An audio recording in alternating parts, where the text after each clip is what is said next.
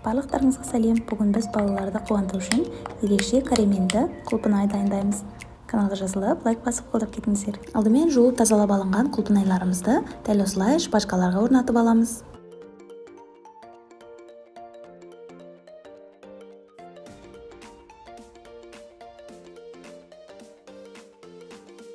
Бөлек ыдысқа 200 грамдай шекер және де 100 грамдай су салып, газымызға қойып қайнатып аламыз.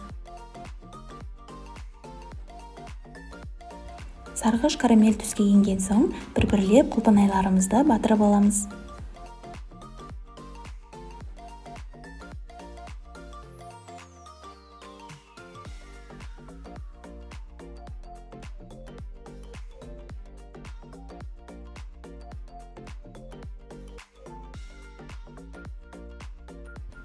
Ыстық карамельдері бір-біріне жабысып қалмас үшін бөлек ыдысқа стаканға не болмаса дәл осылай қойып қоямыз. Қатқаннан соң барып балаларымызға ұсынуға болады.